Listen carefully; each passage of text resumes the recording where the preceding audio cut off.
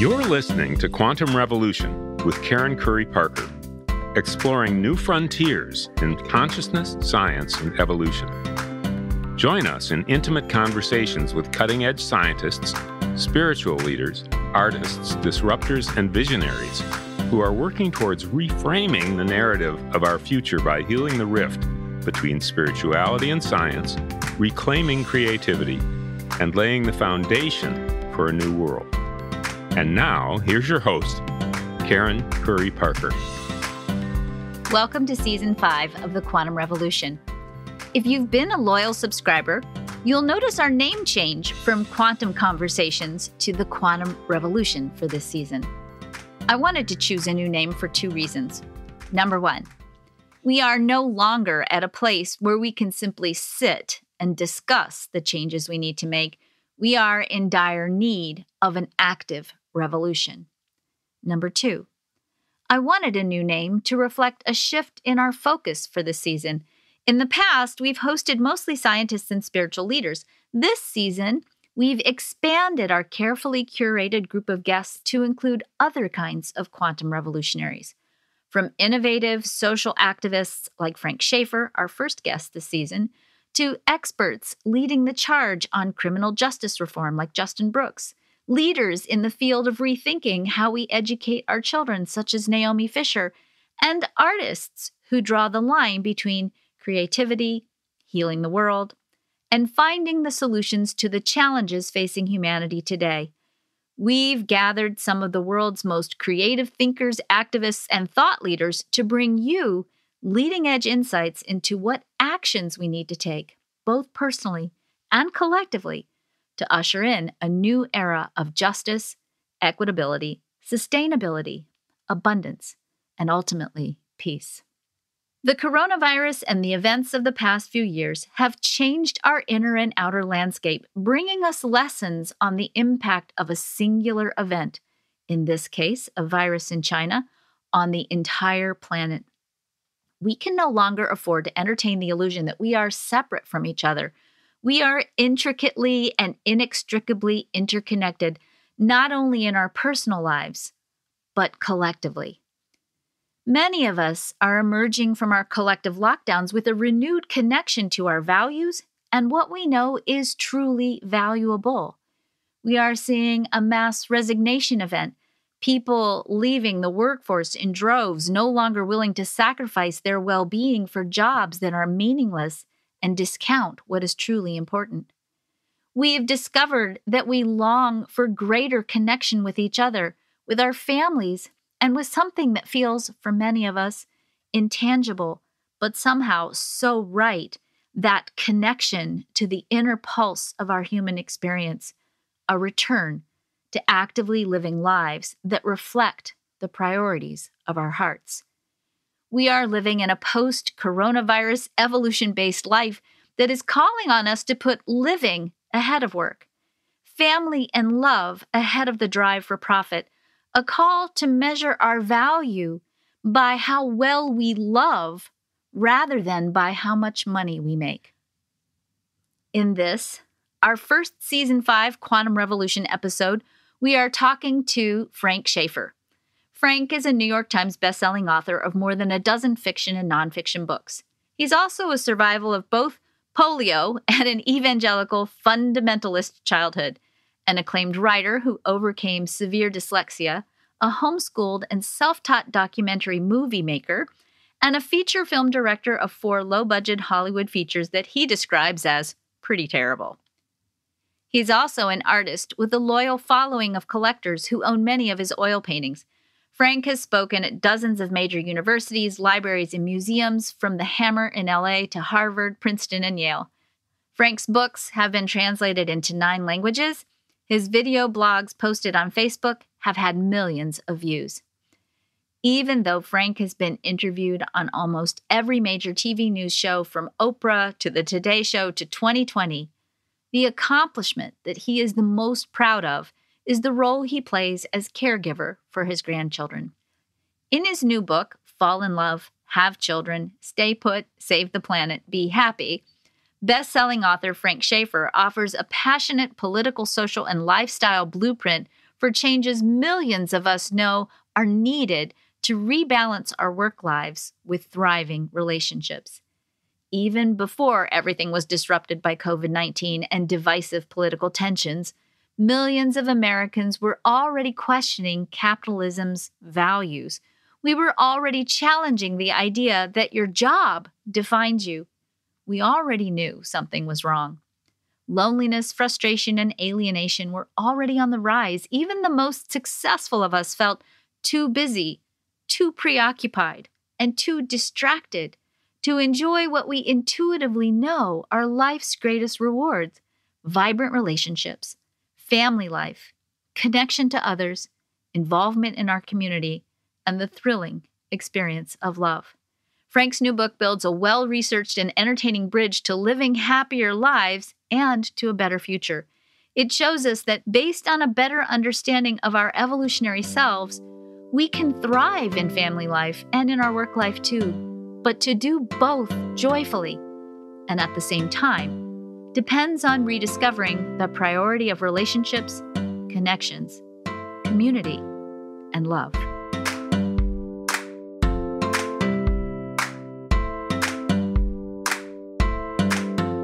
Hi, and welcome to Quantum Revolution. I'm Karen Curry Parker, and I'm here today with Frank Schaeffer. And we have so much to talk about. Frank and I did an interview a few weeks ago and discovered that we're actually naturally super best friends, even though we've never met before. And we have a lot of ground to cover. We're going to be talking today about Frank's new book called Fall in Love, Have Children, Stay Put, Save the Planet, Be Happy, which is an incredible title. And I have to just start with saying, even before we get rolling, one of the things I always talk about is the answers to the challenges are not that complicated. They're actually pretty simple.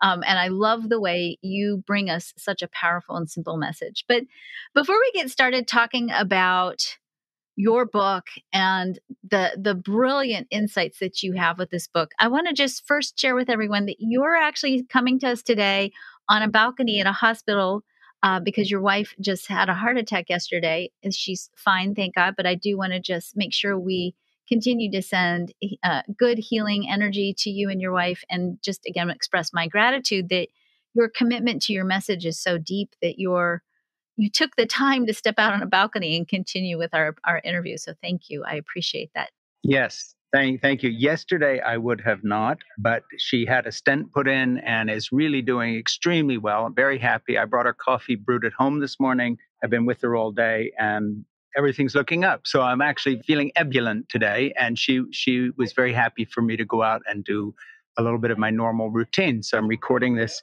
sitting outdoors on a balcony at a hospital. If you hear noise around me, this is not my office or my house. I know better than to sit in noisy places when I do podcasts.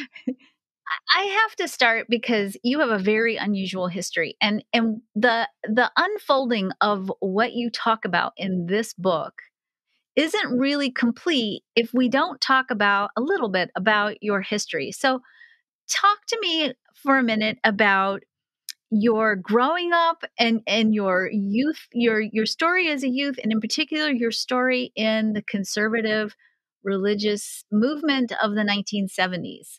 Well, right now, what we've got is a situation where, as I look back over these years, it really feels like I'm describing other people's lives, because there's parts of my life that are so long ago.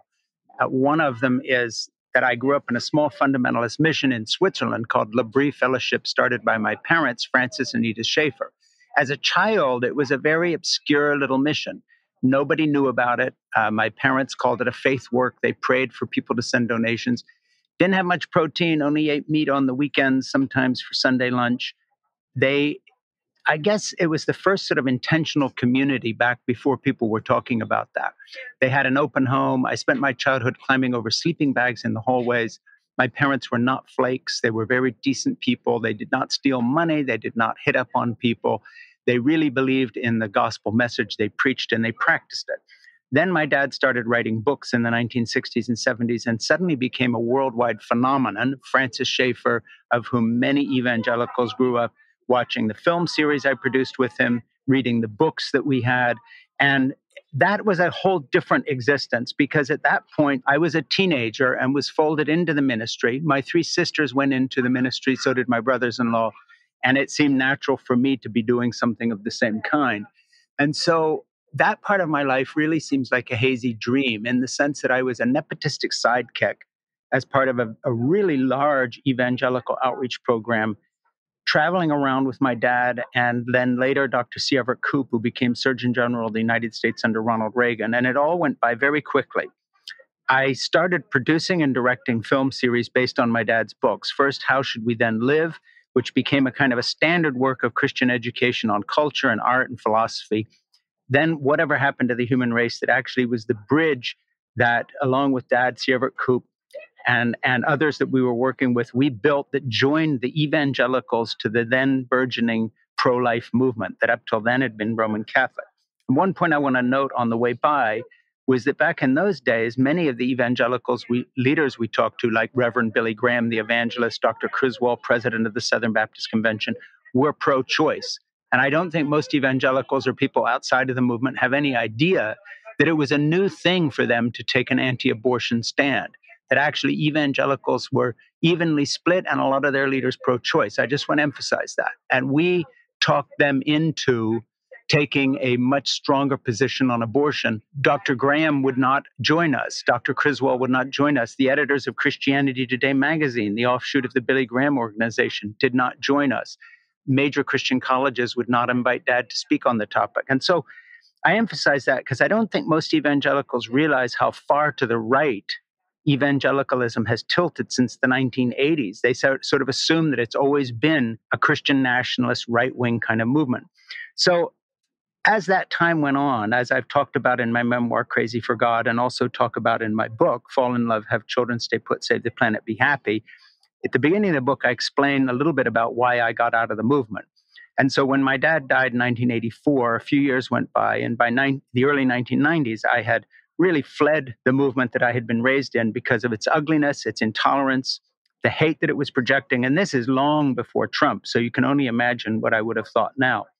And the reason I left really surprises some people. It was not because I got sick of Christianity, although I have moved away from my evangelical faith. It's that I started comparing the flakes, the con artists, the thieves, the double standard people, the hypocrites we were working with on big time level of Christianity. Jerry Falwell, who lent me his jet.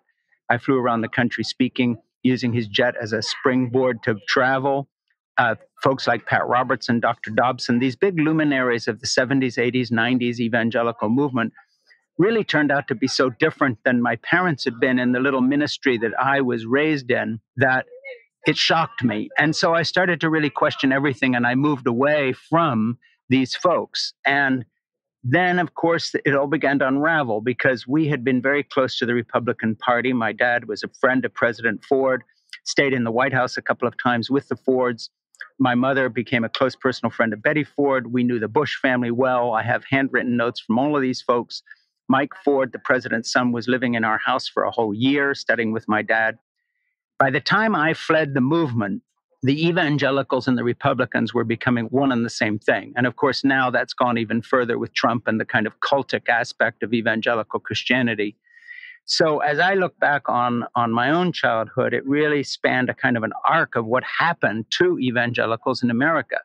Started out as a religious movement, good, bad, and ugly, all kinds of people, but some really decent people, and then transformed itself into a political cult that's about white nationalism, Christian nationalism, racism, and in the Trump years, really a personality cult that doesn't even uphold democracy anymore, but refuses to accept even election results. I've seen the gamut. That is the perspective from which I've written Fall in Love, Have Children, Stay Put, Save the Planet, Be Happy. And it makes sense to me because what we were pitching back in those days was really a version of fake family values.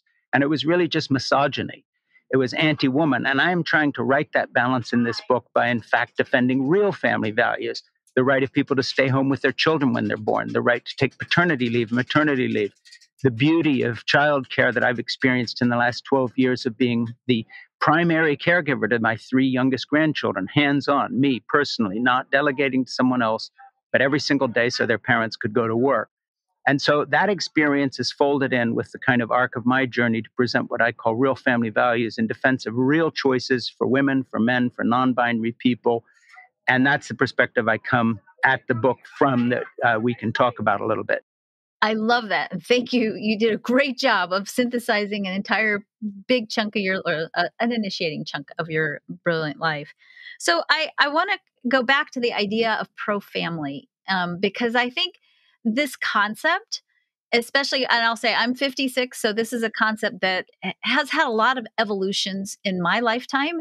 And one of those evolutions that I've always grappled with was my definition as a mother, my desire to stay home as a mother, and society's definition of feminism. And of course, I'm probably what one would consider a second wave feminist, not really, but I mean, I'd say timing wise, that's about where I come in the sense that, my generation was still very much grappling with, do we put on suits and go out into the workforce, or do we stay home? And there was nothing in between. So you come back around with this beautiful book and you say, wait a minute, staying home, taking care of your children, raising your children is actually a pro-feminist stance. Talk to me a little bit about why is being present to our children, being home and tangibly connected, like on a daily basis, hour to hour, being able to really connect with our children. Why is this a feminist thing?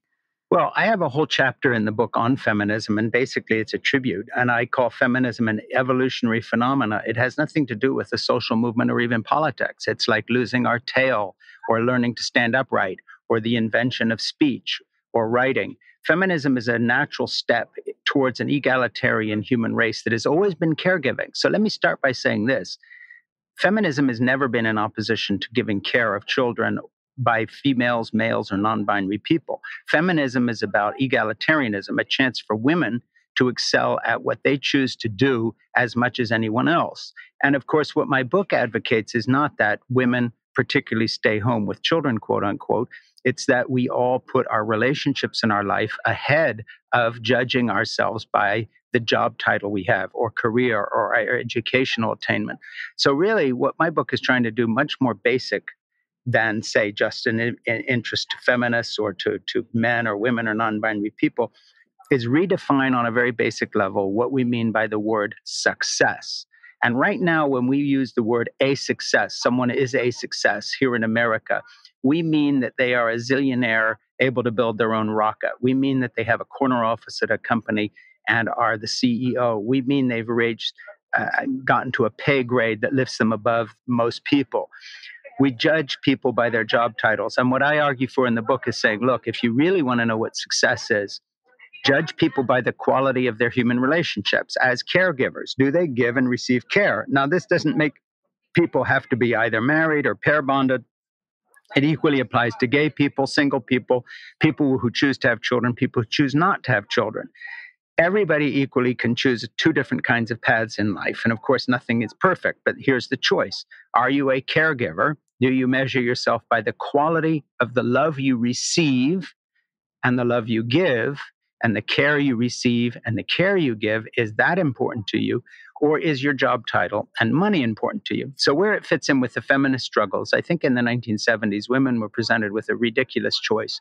And that is that they could stay home, not have careers, not live up to the ambitions and the talents they have, and or choose to do a world of business, an American world of business designed by men, for men, that catered to an idea of the male that came out of the 1920s, 30s, and 40s, where men were supposed to be the provider, women were supposed to be staying home. Men pretended they didn't have families, that they didn't have emotions, that they didn't communicate. To be a quote unquote, testosterone-driven manly man was to be a kind of a toxic male that pretended that none of these concerns would bother you during the day, during business. Now, fast forward to where my daughter is a CEO running an investment company in New York. She's 50 years old because I got Jeannie pregnant when Jeannie and I were 17 and 18, and we're now pushing 70. And so she's 50.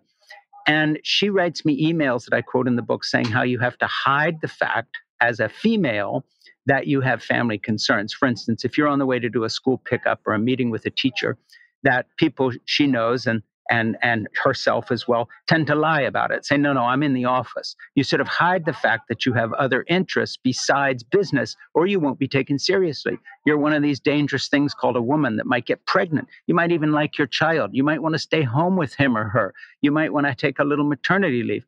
And the same applies to men. So my call is not for women to change the way they review their family life and their business. My call is for our culture to, across the board, make it cool to be a loving parent again. So why not swap off with men staying home? Why not having gay adoptive parents? Why not having single non-binary people who have children?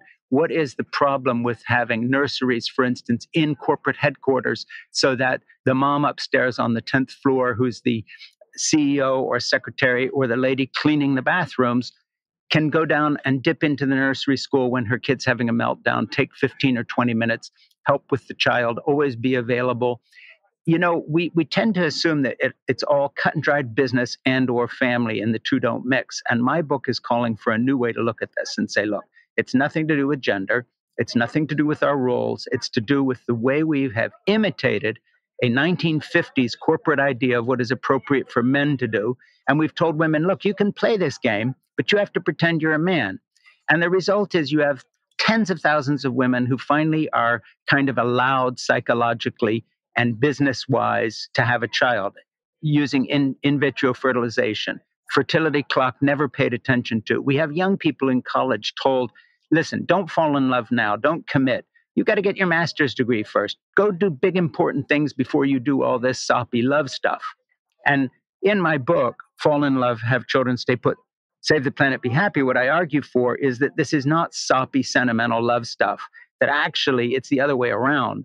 It's our commitment to business and jobs that's kind of soppy and sentimental, some idea of material gain and prosperity and consumerism. What's real is the way evolutionary biology, as I go into in the book, conditioned us to only be happy, and I've got to emphasize this, when receiving or giving love, when receiving or giving caring. And so the book isn't some sort of higher call to be nicer people. It's actually to be happy people, to not be lonely people. And my approach to that is not in opposition to feminism. This is a very pro-feminist book. It's to say that, how about now for once we try real feminism that caters to us as whole people and isn't just simply about getting a place at a table that's already rotten. And that is the male-designed business table that pretends that emotions and connection and family and love are less important than making money for shareholders. It isn't. One of the many things I really appreciated about this piece of work that you've created is that you make this really strong and beautiful stand about caring and happiness and well-being and the essential nature of it. And then you back it up with science. So one of the things that you pulled out in your chapter that was about how does this philosophy help men is the first thing there was so much in here that caught my attention. But one of the things you talked about is the hormonal changes that happen in men when they become nurturing and stay at home, which I had never heard before, and I had to go do research on that. So talk to us for just a minute. What happens to men when they start to take care of children? How do their bodies change? Well, what's so interesting is there's been a whole series of studies that started about 25 years ago with a group of scientists in Israel and now are global. So this isn't some little offshoot that you read in the Daily Mail. This is the real deal, and it's backed up by many other studies. And that is in studying gay adoptive parents, men who are not the biological parent of a child. They compared the hormonal changes in their bodies and the brain scans of breastfeeding mothers of newborn children in terms of feeling the power of love and the impact of oxytocin on the system and so forth and so on. And what amazed the researchers, they did not go looking for this. What amazed them is they studied it again and again and again, and they found that our bodies and our brains and our hormones and our neural pathways actually change if we bond and are close to children.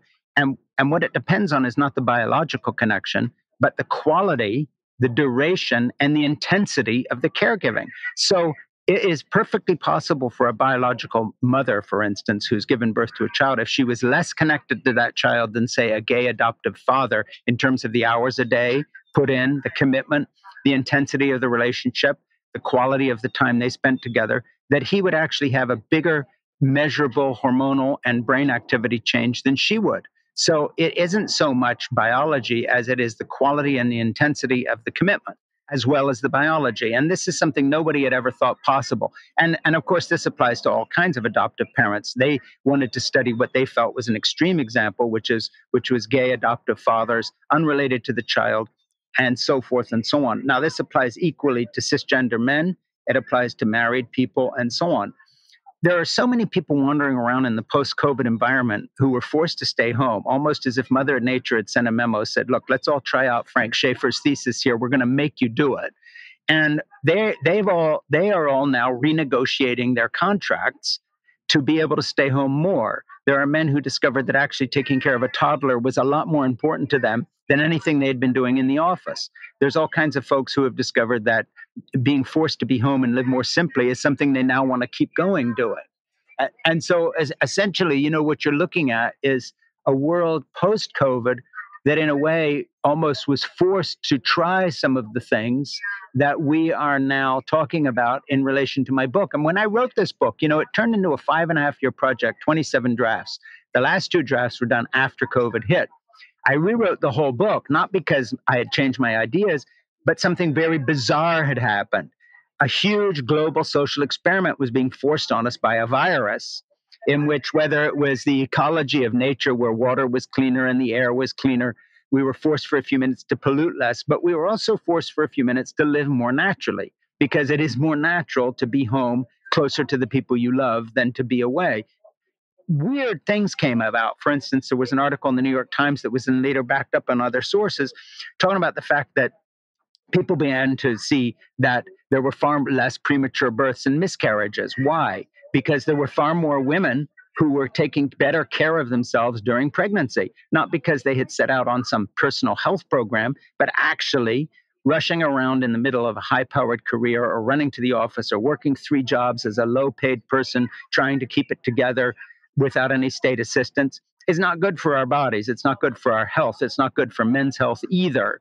But women, having been spending more time at home, found there were less miscarriages and there were less premature deaths of babies in hospitals when they were born. Nobody had any idea that this would happen. In other words, the world of commerce and business for men and women alike is not what it's cracked up to be in terms of the kind of dedication we put on our jobs, as opposed to the dedication we should be putting into personal and family relationships. So I want to, the one thing I want to just sort of play with for just a minute, and I want to play with this because some of my listeners know I have the privilege of living with a 12-year-old who goes to a non-traditional school, but nonetheless, it's still a school system. And, the pandemic caused us to have to homeschool for a year.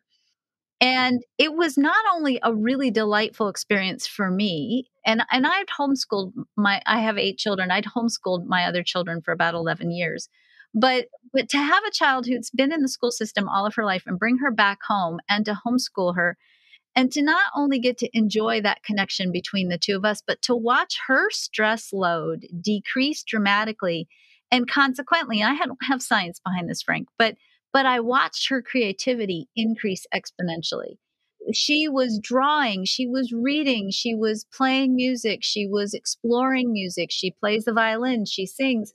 She had so much more of an opportunity to drop into her own innate creative place without all the pressure and the stress and the traveling back and forth to school. And frankly, without some of the structures of school that I think maybe help form children into buying into that model of success that you talk about. So talk to me for just a minute about how you feel about school and schooling, and in light of everything that you've learned from your adventures as a father and a grandfather and a full-time caregiver of your grandchildren. What do you think about school? My 3 youngest grandchildren who live across the street, and I talk in the book about how I do childcare for them every day, pick them up at school, cook for them afterwards. They sheltered with Jeannie and me. Jeannie and I and John, and that's my son, and Becky, my daughter-in-law, we became our own little pod, and the kids spent all day, every day with us. I taught my then 12-year-old, now 13-year-old darling girl, Lucy, that I talk about in the school, to cook. She has a big, thick notebook of lessons and notes. And I did the same with Nora and with Jack. We all did cooking together.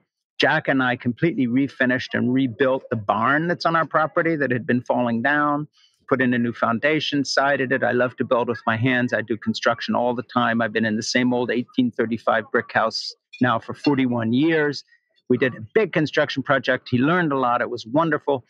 Nora learned to swim in the river and how to deal with currents and flip over and float on her back and don't fight the current, because then you'll drown. That's when you just go to the bank wherever you can get on. We played endless games. We made things. We built things. We painted things. Lots and lots and lots of good stuff outdoors. Didn't go anywhere. Didn't spend any money outdoors except on building materials that the local lumber yard would deliver for the barn. And it was golden. And now the kids are back in school. I feel like that, they've been kidnapped by somebody. What's going on? Why aren't they at my house? It really isn't natural to split the family up like that. If you look back at our evolutionary history, that human beings were not split apart. The communities were together. For instance, the little farming community I grew up with in Switzerland, there wasn't men's work and women's work and roles. In a farming community modeled on basically the way it's been for eons, women were out there bringing in the hay, the kids were helping, everybody was working around, you got together, slaughtered the pig, different people had different jobs. If you look at old barns and family farms in Italy, in northern Italy, they're usually 4 buildings joined together around a courtyard. Well, how did those buildings get added? Well, as the centuries went back, the family expanded. Somebody got married. It was totally natural for the elderly people to be sitting in the courtyard tending the toddlers while the mother and father were out in the field working. We've smashed that tradition of not just family togetherness, but not just homeschooling as in teach to read and write, but homeschooling across everything, whether it's the trade your family's in and so on. So that's the natural human formula that has essentially sustained the human race now since it evolved as humanoids. We've smashed that. We've broken it up. We've compartmentalized. We told old people to go to retirement communities where no one's even allowed to live there if you're over 55, under 55. We tell kids, we segregate them into school. Adults and children don't mix in the home. We watch our own programs on TV and iPads and all the rest of it. We've completely fractured what actually sustains us. But it's in opposition not to some moral or educational teaching, it's in opposition to our own evolutionary history. And so when you look at the charts and the statistics of all the growth of loneliness, for instance, across every measurable form, whether it's the insurance companies who have measured this or people like the Pew Charitable Trust and others, 1,000% across the board, loneliness is stratiferically growing. 4 times more cops kill themselves by suicide than ever die in the line of duty. Same in the military now, suicide's going up all the time. Individuals are lonely. 40-year-olds are on dating sites trying to find someone to settle down with now that they've gotten all those fancy degrees and jobs, and they forgot that, maybe a little pair bonding along the way, a child and a family. We're really out of sync, not with some ideal, but we're out of sync with the actual way we evolved. If you study evolution, it screams only one thing: the survival of the friendliest and the survival of the most cooperative. You and me would not be sitting here talking today if we hadn't had community. You and me wouldn't be sitting here talking today if people hadn't cared for each other. We do terrible things. We kill people, we do wars, we do strife, we do rape, we do pillage. But gladly, that is the exception. It may seem like the norm sometimes, but it's not. Most of the time, human beings care for each other. Otherwise, again, none of us would be here talking about that. If we were not caregivers, none of us would be here. And it's another reason I happen to be optimistic about human history. I think we're going to be okay in the end, even ecological depredation or not, because not only are we creative when we find a way, we are caregivers. And so right now, the period of history we're in is an aberration. The norm is what happened. I'm not talking about the virus, but during COVID, people together taking care of each other. And so, yeah, I am not anti-school. I pick my child up at school. We have done a little homeschooling as a family. We have had the kids at home all during COVID.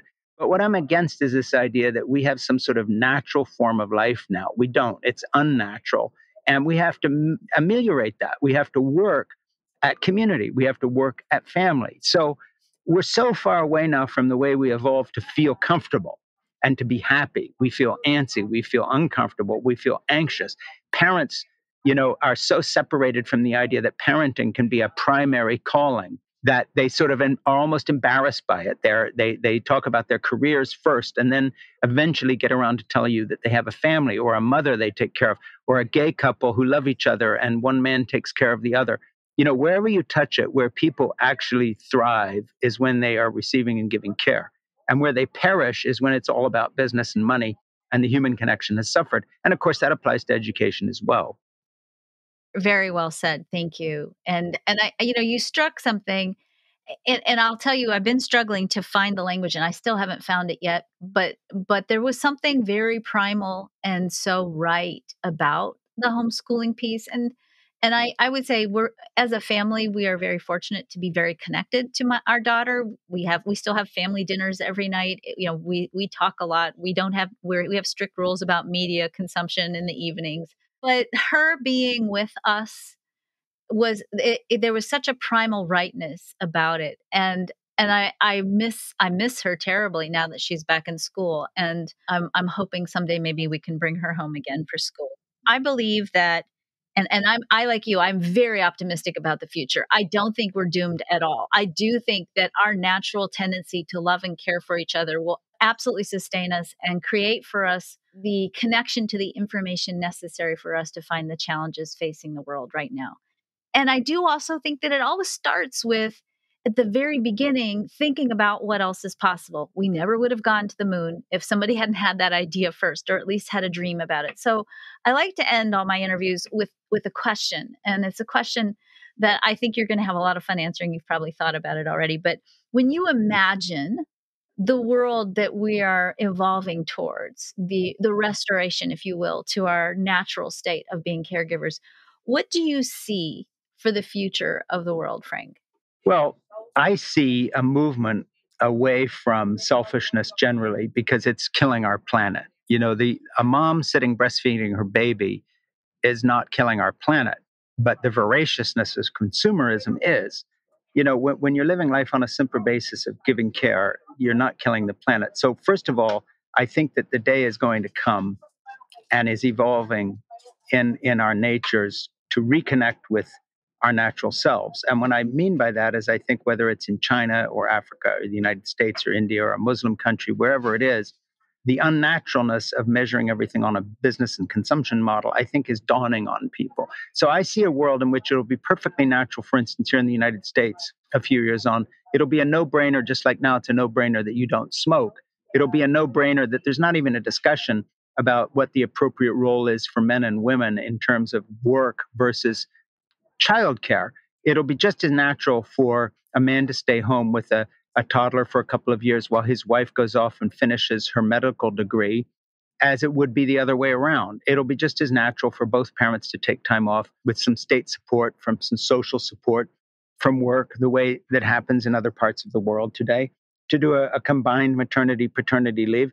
This actually costs the culture far less than the mess that happens when kids are dumped and shuttled around. I think it'll be very natural, for instance, for us to change the idea that somehow family is secondary to business. And I think we're going to understand that in the end, the survival of the friendliest ethic is really what works. It works because it's better for everyone, that it's natural. So, as I look at the impact of my book, I hope it gives encouragement to parents and grandparents.